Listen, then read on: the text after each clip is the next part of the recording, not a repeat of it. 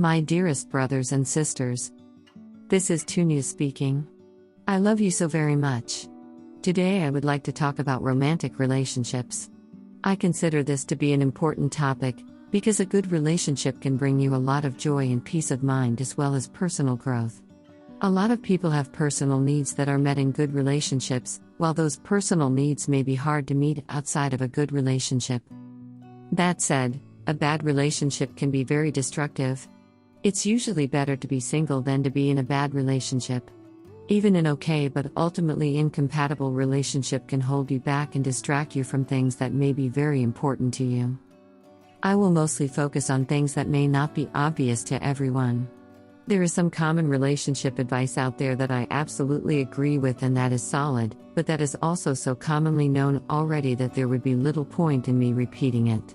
So this is not an exhaustive guide on how to do relationships, it's more some additional tips that people may not be aware of already. Also, I will be generalizing here. Not everything I say will be true for everyone. You need to be able to be happy alone before you are ready for a relationship. One of the sayings on your world is that you need to be able to be happy alone before you are ready for a relationship. Now, it is true that if someone is terrified or feels depressed at the thought of not being in a relationship, then yes, probably there is some issue there that could be gently worked on. Still, overall I consider that to be a destructive and unfair statement. Very few people are genuinely able to be fully happy while being alone. If I was not in a relationship, I would not feel fully happy. The vast majority of people simply have needs that are hard to satisfy outside of a romantic relationship, especially there on Earth, where it is hard to find a loving and safe community that could otherwise meet some social needs that people have. It is not spiritual or good for people to push away their needs and pretend that they are completely happy while being alone, if their genuine truth is that they are not. Sure, people may be happy to an extent while being alone, but humans are simply a social species. The vast majority of us are simply not wired to be alone. And yes, the vast majority of humans are sexual beings too. Regular good sex is one of my personal needs, and is a personal need of the vast majority of humanity. There is nothing unspiritual about this. I simply don't feel as good or as feminine or as desirable or as happy if I'm not able to tease and then ride my husband's amazing penis every few days or so. There is absolutely nothing bad or shameful about any of this, and I am not flawed or broken for having sexual needs. The vast majority of people simply are sexual beings. Moreover, most people are actually able to grow and heal more quickly while being inside of a good relationship, rather than if they are single. That said, there may absolutely be specific periods in someone's life where it is good for them to be alone for a while. For example, if they just came out of a previous relationship. If you are currently unable to find a partner, it might be the case that your soul wants you to be alone and work on something for a while. Also note that in general, it's easier for men to date in their 30s than in their 20s. So to all 20-something men out there who can't find a partner, my heart goes out to you, but it's entirely possible that you will have significantly more success dating in your 30s, assuming that you lay a pretty good foundation for the rest of your life in your 20s. Yes, I know that feels way too far away. I empathize. I do wish the dating situation was easier on Earth for everyone. I know that dating is hard for many people. One skill to work on while you're not in a relationship yet. If you're not in a relationship yet, then one critical skill that you can work on is becoming emotionally safe to be around. This is essential for both men and women, and for both heterosexual and homosexual relationships. Most men absolutely crave having an emotionally safe partner, like they crave water in a desert, although they may initially pick the conventionally hot woman over the emotionally safe woman. For women, being with an emotionally safe partner is critical too. It's what may help her to unfold and bloom and become her most beautiful and radiant and best self. And yes, women tend to become more sexual and enjoy sex more too if they feel emotionally safe. The vast majority of people actually are not very emotionally safe to be around. So if you can become emotionally safe, then that's something that can make you stand out to potential future partners. Emotional safety is a spectrum. People can be emotionally safe to a greater or lesser extent. Very few people are 0% or 100% emotionally safe.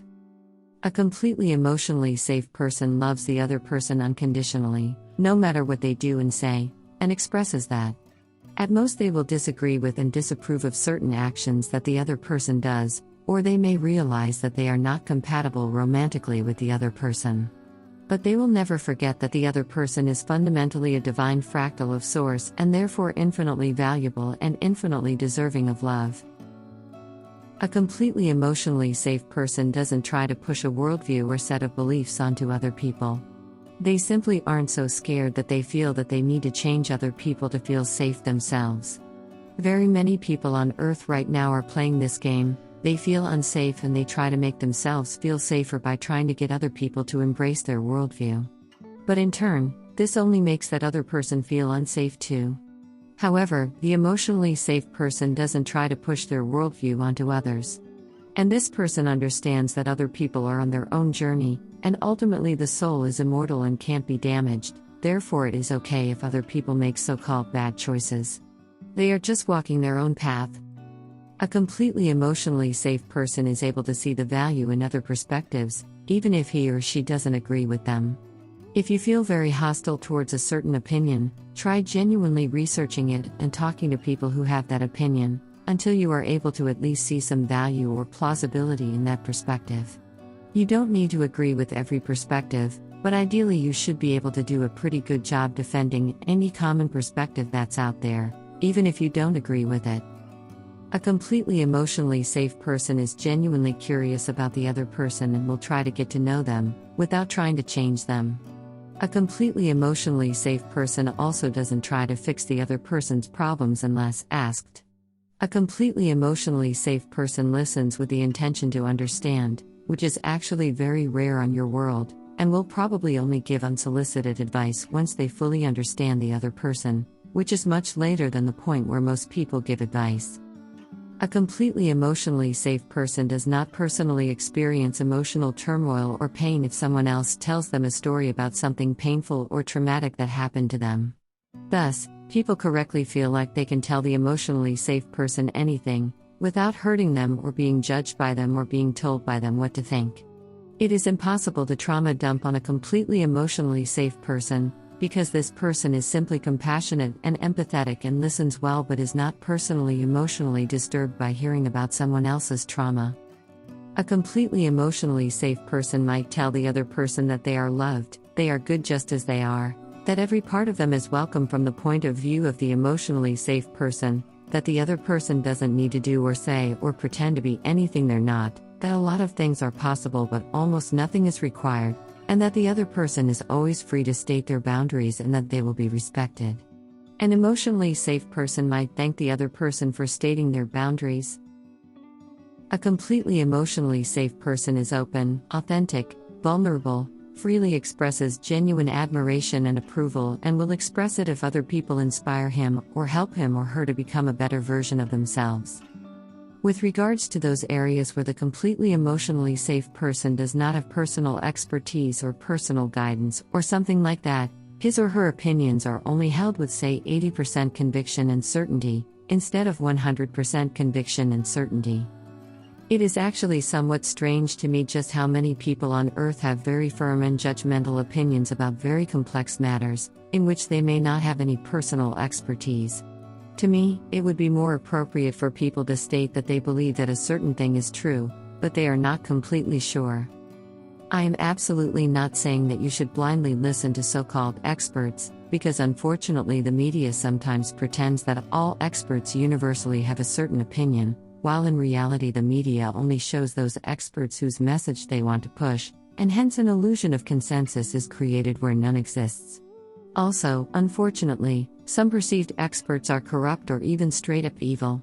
So if your TV tells you that all experts agree on a certain thing, then it is entirely possible that your TV is lying and that no such consensus actually exists.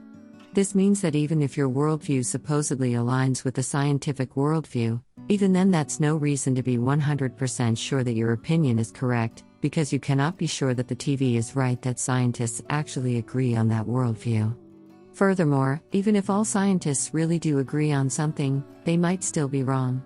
There are countless examples throughout history of where most scientists agreed on something that later turned out to be false.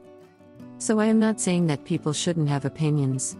I'm saying that you will be more emotionally safe to others if you are not pretending that you are 100% sure on those specific matters about which you do not have personal expertise or have ironclad inner guidance or something like that. You can still have opinions, but maybe be like 80% sure instead of 100% sure about them. After all, today you would probably strongly disagree with some of the opinions you held 20 years ago, right? Well, doesn't that suggest that maybe your current opinions should still be held but maybe not gripped as tightly? To me, pretending that they are 100% sure that you have the correct opinion about a very complex topic is yet another thing that people use to make themselves feel safe. However, this actually makes the people around them feel less safe. Right now, almost everyone on Earth is using strategies that make themselves feel safer while making some people around them feel less safe. You can understand that if everyone acts that way, then everyone ends up feeling quite unsafe, and indeed that is the current reality on Earth. This also means that if you are one of the few people who is actually emotionally safe, then people will really like being around you. So, that all sounds amazing, but how can you actually become an emotionally safe person? Well, some of these things can just be practiced, such as listening to someone with the intention to fully understand them, and only giving unsolicited advice once you do fully understand them. You can practice this with anyone. And some of those things will automatically click into place once you have done enough spiritual development and self-healing and integration work. For example, Hakann's observation path is an excellent tool for this. You can find that via a Google search or similar. If you practice the observation path every single day for say a year, even if just for a few minutes every day, then absolutely you will be an emotionally safer person to be around after a year. Also, most self-healing, self-love and integration work will make you an emotionally safer person to be around. The more safe you feel, the more emotionally safe people will feel around you. Finally, remember that I said that emotional safety is a spectrum. You don't need to be all the things I mentioned above to be more emotionally safe than most people. What kind of a partner are you looking for? Let's discuss the next topic with regards to romantic relationships. It is important to know what kind of relationship you are looking for, and what kind of partner you are looking for. Are you looking for a one-night stand, a friends with benefits, or a conventional romantic relationship? Do you want a monogamous or some other kind of romantic relationship? Other than deciding what kind of relationship you want, it's also important to decide what that relationship will look like. Do you want children? Do you want to travel all the time or mostly live in one place? What is your current direction in life? Do you want that you and your partner are both conventionally ambitious and successful? Do you want you and your partner to both be fit and prioritize enough exercise? And then there is the question of what values you want your partner to have. Do you require that they are spiritual? That they work on themselves? That they communicate well? Consciously deciding what you want while you are single may energetically pull compatible people towards you, plus it will focus your attention, which may help you recognize opportunities as they come along. People who feel unattractive might think that they should keep their options open, but really, if you consciously decide what you would ideally like to have as a relationship, then it is easier for you to manifest that, and likely you will slightly more quickly end up in a relationship. I've talked about manifesting in my message Tunia Q&A, how to manifest. Very briefly put, if your soul and conscious mind and subconscious and emotions are all in alignment towards you finding a partner, then you will find them effortlessly. It is very easy for your soul to line you up with someone compatible. But if either your soul or your subconscious thinks that right now you should be alone and work on yourself, then the classic manifestation techniques most likely will not work for you. So if you seem completely unable to manifest a partner, it might be time to either work on yourself or your life, or just do things that are fun, or something like that. Is this person compatible with me for a relationship? I recommend talking about and being brutally picky about fundamental compatibility issues. For example, if one person really wants children and the other really doesn't, then unfortunately those people simply aren't compatible, no matter how much they might love the other person. If one person wants to travel a lot together with their partner, and the other person hates traveling, then that's a fundamental incompatibility. However, I recommend not being super picky about issues that can be solved with time or communication. If the other person simply doesn't dress very well or has an unflattering haircut, that is something that doesn't need to be a deal breaker, assuming the other person is willing to listen and has a growth mindset. Also, if you don't feel immediate fireworks for this person, then that by itself might not be enough reason to reject them. How much fireworks you do or don't immediately feel doesn't say a lot about how happy you will be together in the long run. Fireworks fade, after all. How instantly hot the other person is probably isn't the most important thing in the long term. If the sex isn't immediately great but the other person communicates and is willing to learn and try out what you tell them, then that doesn't need to be a deal breaker. Though if the other person refuses to listen to you even though you communicate your needs, then that can certainly be a deal breaker. Ideally, also try to be as authentic as you can be towards the other person, so that they can make a well-informed choice too. Ideally, try to show the most important parts of yourself, and ideally don't be afraid of them. A person who is truly compatible with you might actually like something that you consider to be a flaw. I know this feels scary, but it is actually less painful to get rejected quickly rather than hide yourself and get rejected a year into the relationship. Both masculinity and femininity are sometimes demonized on Earth, but most men are attracted to feminine women with a bit of masculine energy, and most women are attracted to masculine men with a bit of feminine energy, so long as you use a reasonable definition of the word masculine and don't associate masculinity with mostly negative traits. If you feel blocked in or hostile to your masculine or feminine energy, that might be an area to work on. That said, there are relatively few people who have about as much feminine and masculine energy. Those people tend to feel most compatible with other people who have about as much masculine and feminine energy. Most beings inherently have somewhere in the range of 70% of the energy of their birth gender and 30% of the other energy. Most people on Earth haven't quite unlocked the 30% energy of the other gender. That said, the exact percentage varies widely from one person to the next. When in doubt, you can always ask your soul for advice. This just means saying or thinking, "My soul, should I date this person?" The answer that arises immediately is the one from your soul. It will sound like your regular inner voice, but the answer will be from your soul. Connecting with your partner while in a relationship. Much of the advice from the emotional safety discussion above is excellent to practice while you're in a relationship. It also helps to consciously communicate what things you need to feel good, and to ask the other person what they need to feel good. If you're with a compatible person, you should be able to meet the other person's primary needs and it shouldn't feel like a huge burden. If it does feel like a huge burden, perhaps there is some fundamental incompatibility there. You should treat the other person as neither more important nor less important than yourself. This means that you should occasionally expend a bit of effort on things that make the other person really happy, and the other person should do the same.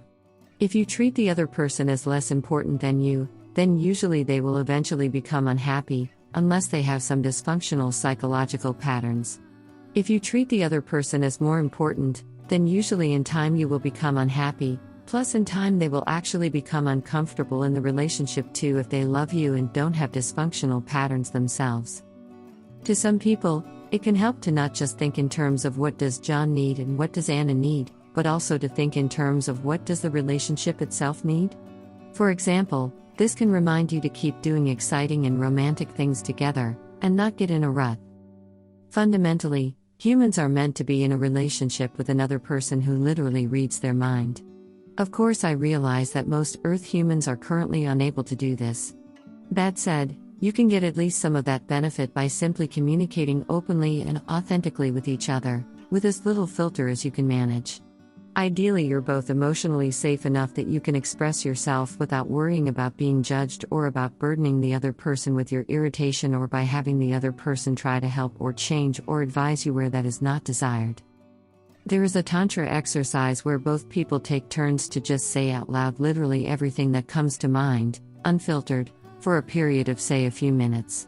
Then the other person thanks them and perhaps asks questions for clarification, if desired. I realize this is a bit scary, but this is actually psychologically very healthy and connective. This may be the next best thing next to mind reading that people have to feel seen and heard. So, I hope this gave you some things to think about. As I stated earlier, a lot of common Earth advice is solid too. I'm just hoping to give some additional tips here that are not as common on Earth. I love you and I wish the very best for every single one of you. Tunia.